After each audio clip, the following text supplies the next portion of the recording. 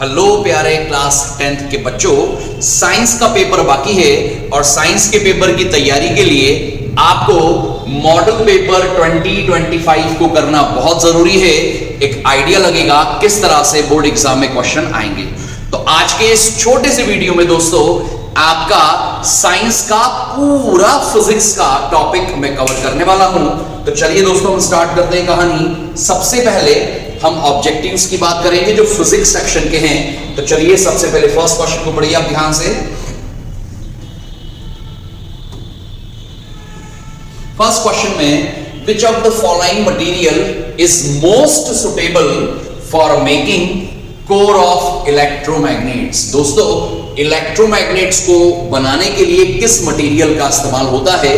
तो इसके चार ऑप्शन में से सही आंसर जो होगा आप गैस करिए।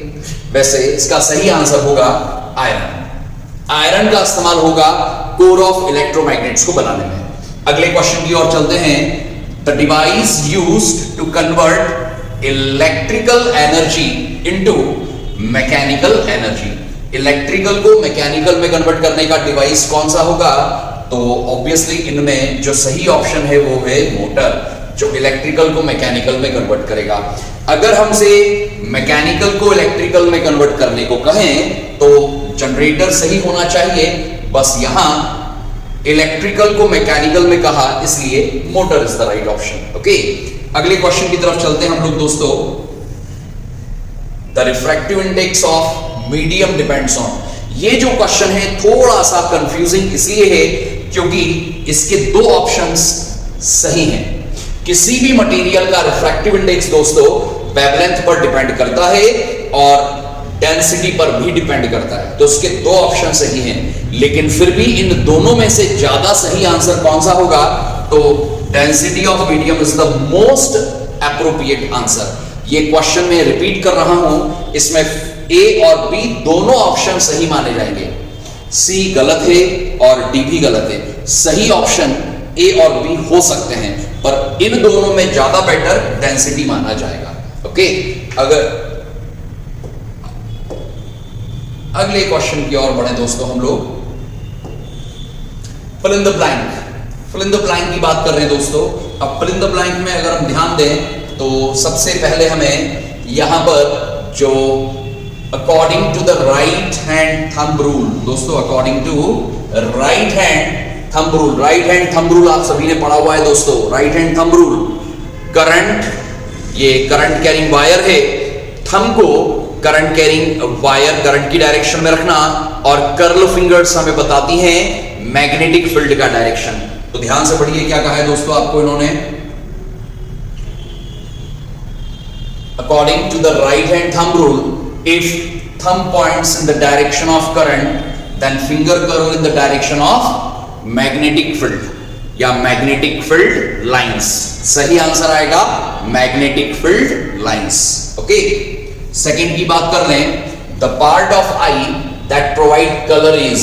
दोस्तों आंखों की अगर हम बात करते हैं तो उसका जो कलर होता है ब्लैक, ब्राउन, ब्लू, वो होता है it is due to iris. It is due to iris. Iris के कारण ही कलर होगा आई का। हम अगले क्वेश्चन की ओर बढ़ते हैं दोस्तों। ये दोनों ऑब्जेक्टिव्स आई होप आप सभी को क्लियर हैं। इसके बाद ट्रू फॉल्स की अगर हम बात करते हैं, पहले वाले को पढ़ लें। Refraction occurs when light travel from one medium to another at the same speed. दोस्तों ये फॉल्स है, सेम स्पीड गलत लिखा है। रिफ्रैक्शन होगा जब लाइट एक मीडियम से दूसरे मीडियम जाएगी, लेकिन ऐसा होने पर लाइट की स्पीड चेंज होगी और इन्होंने कहा है एट द सेम स्पीड, इसलिए ये फॉल्स स्टेटमेंट है। Second part, the retina in the human eye contains rod and cone cell for the vision. Yes, retina जो होता है उसमें रॉड और कोन्स ये दोनों ही सेल्स होती हैं जो कि कलर और लाइट की इंटेंसिटी को सेंसेशन के लिए रिस्पॉन्सिबल होती है। अगले ऑब्जेक्टिव की तरफ बढ़े, वन वर्ड क्वेश्चन की तरफ बढ़े दोस्तों। What is the direction of magnetic field lines outside a magnet? दोस्तों याद रखिएगा, outside a magnet, outside a magnet, outside a magnet direction क्या होगा? दोस्तों अगर हमारे पास एक मैग्नेट है जिसका ये नॉर्थ और इधर ये साउथ पोल है, तो मैग्नेटिक लाइंस का डायरेक्शन इनसाइड द मैग्नेट होता है साउथ टू नॉर्थ और आउटसाइड होता है नॉर्थ टू साउथ। दोस्तों नॉर्थ टू साउथ, क्लियर है?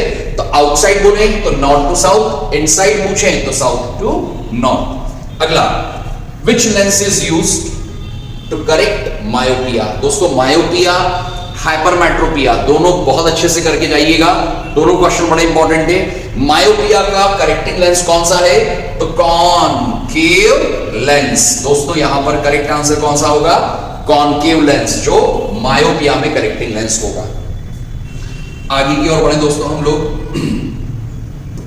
अगले क्वेश्चन की ओर। अब 2 मार्क्स क्वेश्चंस की बारी है, तो ड्रॉ क्वेश्चन में क्या पूछा है देखिए, draw symbols of the following components used in the circuit diagram. Battery, resistance. आपको बैटरी का सर्किट डायग्राम बना के बताना है, काफी सिंपल है, आप सभी ने इस बारे में सीखा होगा, पढ़ा होगा जरूर। बैटरी का सिंबल है जिसमें लार्ज साइज टर्मिनल पॉजिटिव है और स्मॉल साइज टर्मिनल नेगेटिव है। तो इस तरह से आप बैटरी के सिंबल को ड्रॉ करेंगे। और रेजिस्टेंस की रही बात, तो रेजिस्टेंस को आप इस तरह से जिगजैग लाइंस के थ्रू बताते हैं। ओके, तो ये बैटरी और ये रेजिस्टेंस की बात हुई। ठीक, चलिए आइए इसका और चॉइस वाला सेकंड क्वेश्चन जो है उसकी बात करें अगर हम, तो सेकंड वाले में क्या है? Right the name of any 2 factors on which resistance of conductor depends. दोस्तों किसी भी कंडक्टर के रेजिस्टेंस की अगर हम बात करें तो वो डिपेंड करेगा कंडक्टर की। फॉर एग्जांपल ये कंडक्टर है तो कंडक्टर की लेंथ पर, कंडक्टर के एरिया ऑफ क्रॉस सेक्शन पे, कंडक्टर के टेम्परेचर पे और कंडक्टर के नेचर पे। तो दोस्तों 4 फैक्टर बता दिए हैं, length, area of cross section, temperature या nature of material of conductor.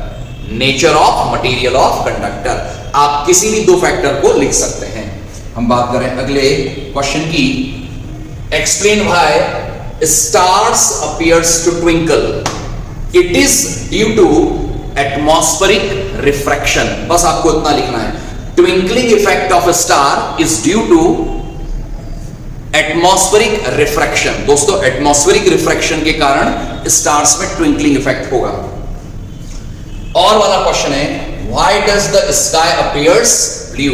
दोस्तों स्काई ब्लूइश क्यों दिखाई देता है? तो इस फिनोमिना के लिए रिस्पॉन्सिबल है लाइट का स्कैटरिंग, स्कैटरिंग ऑफ लाइट। तो sky appears blue due to scattering of light, due to scattering of light. अगले क्वेश्चन की ओर बढ़ते हैं दोस्तों। State Ohm's law and write its mathematical expression. आप सभी को बहुत अच्छे से याद करके जाना है। ओम्स लॉ जो काफी सिंपल है, ओम्स लॉ के लिए आपको जो काम की बात याद रखना है दोस्तों वो है V proportional to I, okay, और V equals to R into I। ये मैथमेटिकल फॉर्म है ओम्स लॉ का। इसको रटने की आवश्यकता नहीं है, सिंपल वे में याद रखना। V का मतलब potential difference across conductor, I का मतलब करंट इन द कंडक्टर। तो स्टेटमेंट बनता है according to Ohm's law if physical condition of conductor is constant. अब दोस्तों फिजिकल कंडीशन मतलब ये लिखना बहुत इंपॉर्टेंट है। फिजिकल कंडीशन मतलब कंडक्टर का टेम्परेचर, इसकी लेंथ, इसका एरिया, इसमें चेंज नहीं होना चाहिए। तो if physical condition of conductor is constant, then potential difference applied across conductor is directly proportional to the current flowing in the conductor। ये आप सभी को पता है, बहुत सिंपल है। V equals to R into I। R का मतलब होगा रेजिस्टेंस ऑफ द कंडक्टर। मैं रिपीट कर रहा हूं, if physical condition of conductor is constant, ये जरूर लिखिएगा, then potential difference applied across conductor is directly proportional to the current flowing in the conductor। फिर V proportional I और V equals to R I आप लिख सकते हैं। R का मतलब होगा रेजिस्टेंस ऑफ द कंडक्टर। चलिए अब हम बात करते हैं सेकेंड पार्ट की, calculate total resistance of 3 resistors connected in series, और वैल्यूज आपको दे रखी है यहां पर। कितना सिंपल क्वेश्चन है दोस्तों। अगर हम इसकी बात करें तो हमें लिखना चाहिए इन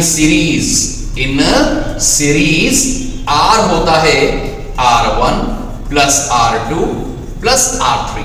सीरीज में रेजिस्टेंस होता है R1 plus R2 plus R3।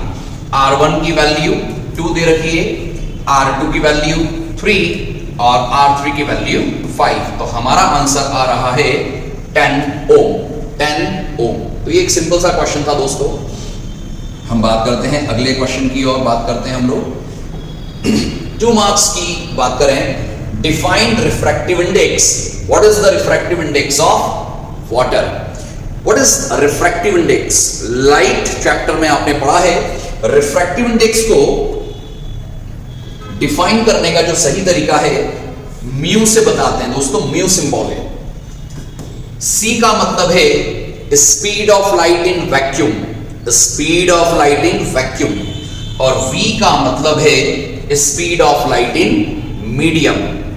जब भी लाइट एक मीडियम से दूसरे मीडियम जाएगी तभी रिफ्रैक्शन होगा दोस्तों।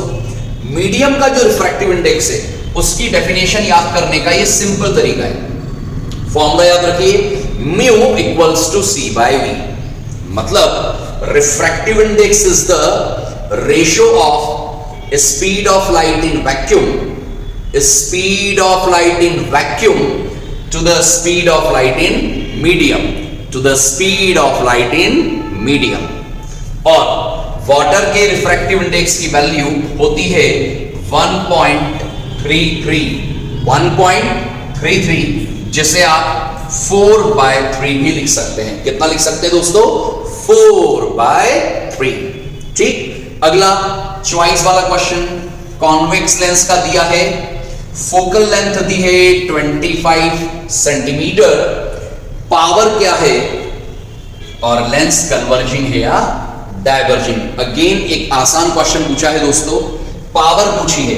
हमें पता होना चाहिए किसी भी लेंस की पावर होती है 100/f जब फोकल लेंथ आपको सेंटीमीटर में दी गई हो। पावर का करेक्ट फॉर्मूला होता है P इक्वल्स टू 100/f जब फोकल लेंथ सेंटीमीटर में दी हो। तो यहां पर दोस्तों हमें जो फोकल लेंथ दी है वो है 25 सेंटीमीटर, तो अपॉन में आप लिखेंगे 25। कैंसिल आउट करें तो आपकी वैल्यू जो आ रही है लेंस के पावर की वो आ रही है 4, और यूनिट जरूर लिख दीजिएगा dioptre. Power of lens is 4 dioptre. एक और बात, कॉन्वेक्स लेंस की फोकल लेंथ प्लस होती है तो पावर भी प्लस में ही आएगी। आप पॉजिटिव साइन लगाएंगे चलेगा, नहीं लगाएंगे तो भी चलेगा। तो पावर की वैल्यू आएगी +4 डायोप्टर। और रही बात नेचर क्या है लेंस का, तो कॉन्वेक्स लेंस होता है कन्वर्जिंग लेंस। दोस्तों कॉन्वेक्स लेंस होगा कन्वर्जिंग लेंस। ठीक है। हम बात करते हैं अगले क्वेश्चन की। सिंपल क्वेश्चन है सारे।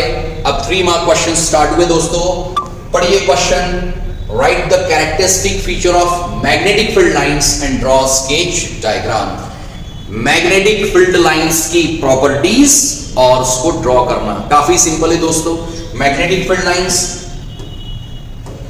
अभी कुछ देर पहले हमने बात की थी, अगर ये एक मैग्नेट है, नॉर्थ साउथ पोल है, तो मैग्नेटिक फील्ड लाइंस कुछ इस तरह से बनती हैं जिनका डायरेक्शन होता है नॉर्थ टू साउथ, इस तरह से।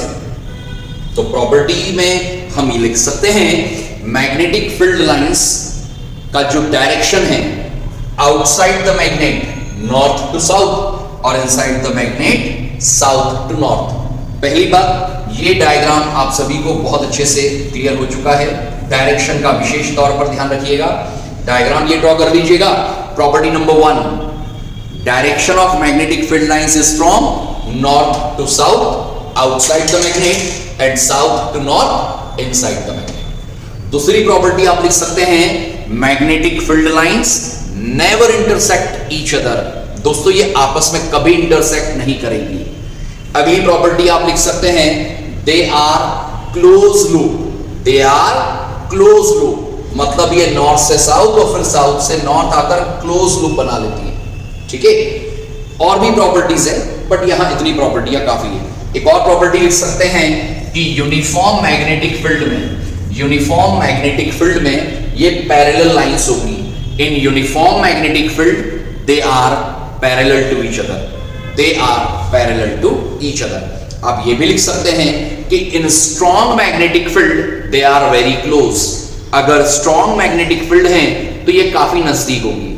इन weak magnetic field they are far away, in weak magnetic field they are far away, weak magnetic field में ये दूर दूर होंगी। दोस्तों मेरे इसी वीडियो के साथ सारे आंसर आप याद करते चलिए, बहुत सिंपल और बहुत आसान है। चलिए अगले क्वेश्चन की बात करें। Draw and explain the pattern of magnetic field lines around a straight current carrying conductor and circular loop, how are they different. Question को एक बार फिर से देख लें आप दोस्तों, क्या कहा है आपसे इस बार इन्होंने आपसे ये कहा कि एक लॉन्ग करंट कैरिंग वायर है, एक इस तरह से करंट कैरिंग सर्कुलर लूप है, इनकी मैग्नेटिक फील्ड लाइंस कैसे बनेंगी। तो अगर ये करंट इस तरह से जा रहा है तो मैग्नेटिक फील्ड लाइंस जो होंगी वो इस तरह से इलिप्टिकल शेप होंगी। वैसे ये ऐसे सर्कुलर शेप होंगी लेकिन हम इसको इलिप्टिकल शेप ड्रॉ करेंगे। तो ये स्ट्रेट वायर की circular magnetic field lines, direction इस तरह से, राइट हैंड थंब रूल से हम बताएंगे दोस्तों। ठीक है, क्लियर है आप सभी को।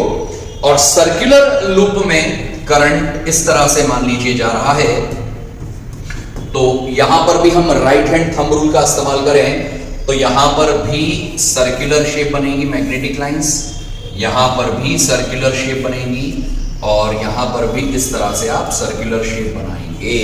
डायरेक्शन का ध्यान रखिए, राइट हैंड थंब रूल का इस्तेमाल करें और डायरेक्शन बनाएं, यहां से इनवर्ड, यहां से आउटवर्ड। यहां पर देखें तो राइट हैंड थंब रूल के हिसाब से यहां से इनवर्ड और यहां से आउटवर्ड, इस तरह से आप मैग्नेटिक फील्ड लाइंस को ड्रॉ करेंगे दोस्तों। और रही बात हाउ दे आर डिफरेंट, कैसे डिफरेंट दिख रही है दोस्तों आपको ये, तो डायग्राम के थ्रू आपको समझ में आ रहा है ये किस तरह से डिफरेंट है। वैसे लॉन्ग वायर में यहां मैग्नेटिक फील्ड इनवर्ड और यहां आउटवर्ड, जबकि यहां पर इनवर्ड और यहां पर आउटवर्ड। इस तरह से आप लिख सकते हैं, आई मतलब इनवर्ड, ओ मतलब आउटवर्ड, आई मतलब इनवर्ड, ओ मतलब आउटवर्ड। इज इट क्लियर दोस्तों? आसान क्वेश्चन है, सिंपल क्वेश्चन है। हम बात करते हैं अगले क्वेश्चन की। अब सीधे 4 नंबर के न्यूमेरिकल्स की बात। दोस्तों 4 नंबर में न्यूमेरिकल लास्ट ईयर भी फाइनल एग्जाम पेपर में पूछा गया है। आपको न्यूमेरिकल्स की प्रैक्टिस करना है तो मैंने आपको वीडियोस अपलोड किए हैं न्यूमेरिकल्स के, आप जरूर करके जाइएगा। पहले हम बात करते हैं फर्स्ट क्वेश्चन की। पहले ध्यान से पढ़िए दोस्तों, क्वेश्चन में क्या दिया है आपसे, क्या कहा गया है। फर्स्ट क्वेश्चन, पहले फर्स्ट क्वेश्चन को करेंगे हम। एन ऑब्जेक्ट 5 सेंटीमीटर टॉल, मतलब ऑब्जेक्ट की साइज दे रखी है आपको 5 centimetre, is placed at a distance 20 centimetre in front of concave mirror. दोस्तों अगर ये एक कॉनकेव मिरर है हमारे पास तो इसके फ्रंट में ऑब्जेक्ट को रखा हुआ है और ऑब्जेक्ट की मिरर से जो डिस्टेंस होती है उसको u से बताते हैं और ये आपको u दे रखा है 20 सेंटीमीटर, मतलब u दिया है -20।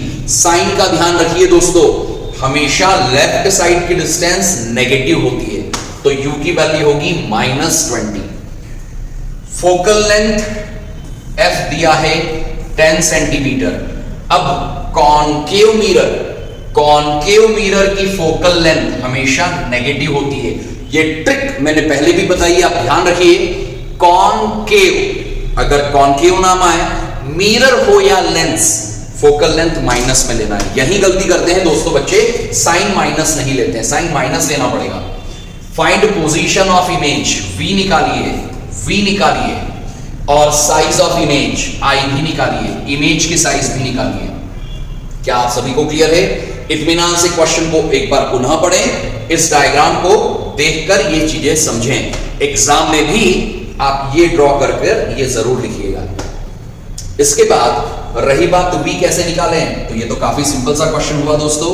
1/f होगा 1/v प्लस 1/u। मिरर फॉर्मूले का हम इस्तेमाल करेंगे। 1/f की जगह -10 इस 1/v निकालना है और u की वैल्यू है -20। इस -20 को इस तरफ शिफ्ट करेंगे हम लोग, तो -1/10 एक ही बात है दोस्तों, नीचे माइनस लिखो या ऊपर एक ही बात है। माइनस का 1/20 इधर गया, प्लस 1/20 होगा 1/v।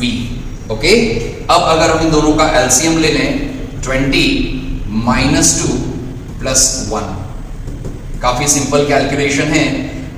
-1/20 1/v, दोनों का रेसिप्रोकल या क्रॉस मल्टीप्लाई करें तो v आ जाएगा दोस्तों -20 सेंटीमीटर।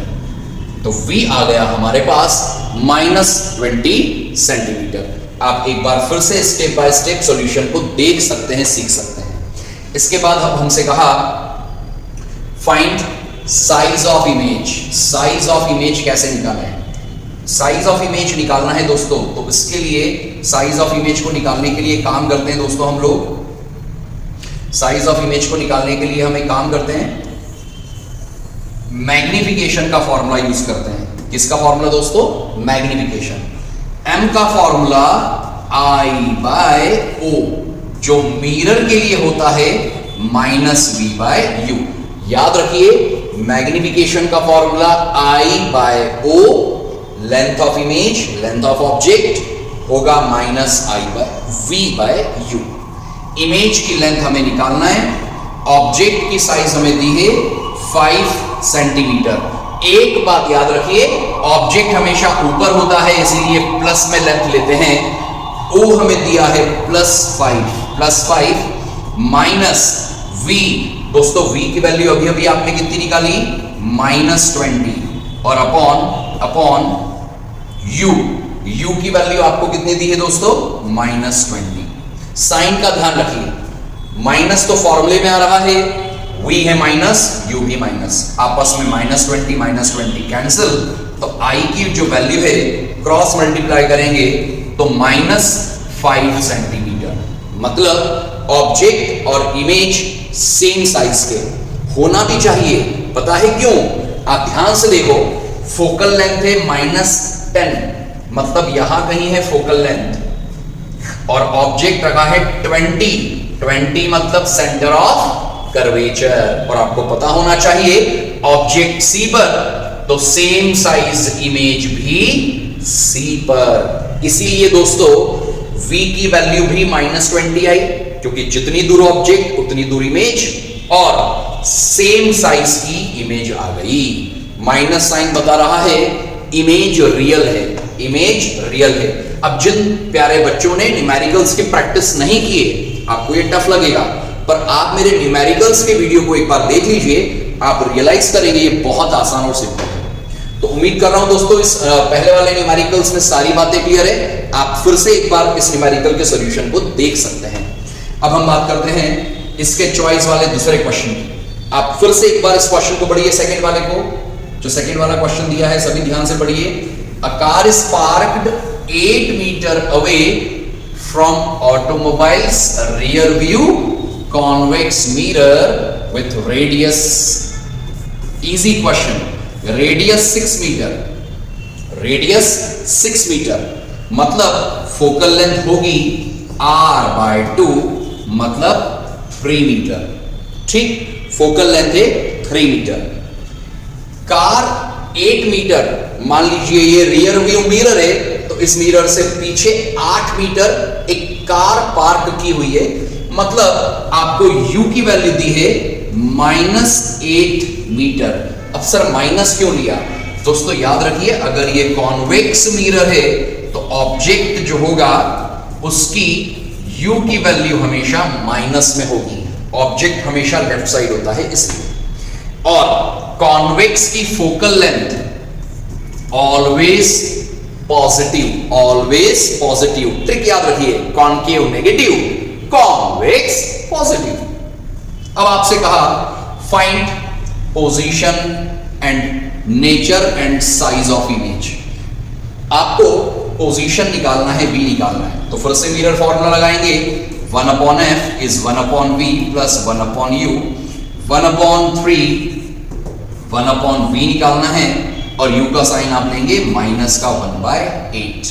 अभी आप इसको यहां शिफ्ट कर लें तो 1/3 plus 1/8 is 1/v। Okay, basic calculation है। 8 और 3 का कॉमन 24, एलसीएम होगा 8 प्लस 3, सो वी हैव 11/24। ये 1/v आ रहा है दोस्तों, रेसिप्रोकल करेंगे तो v आ जाएगा हमारे पास 24/11 मीटर। जरूरी नहीं है आप डेसिमल में निकालें, आप फ्रैक्शन में भी आंसर लिख देंगे, चलेगा। रही बात साइज ऑफ इमेज, आपको ऑब्जेक्ट का साइज नहीं दिया तो इमेज की साइज भी नहीं निकाल पाओगे। बस आप इतना लिख दीजिएगा कि जो इमेज होगी वो स्मॉल होगी, क्योंकि आपको पता है कॉन्वेक्स मिरर में इमेज हमेशा स्मॉल बनती है। तो आप बताइएगा image is virtual and small. Virtual कैसे बेटा, v का साइन प्लस आया है मतलब इमेज इधर कहीं बन रही होगी, तो image is virtual and small. ये दोस्तों कंप्लीट सॉल्यूशन हुआ मॉडल पेपर का। आप इसको जरूर करके जाइएगा और कोई डाउट्स या प्रॉब्लम आते हैं तो मेरे नीचे दिए नंबर पर आप कांटेक्ट कर सकते हैं। Best of luck. This is Sandeep Purwal from Purwal institute of physics, Ujjain.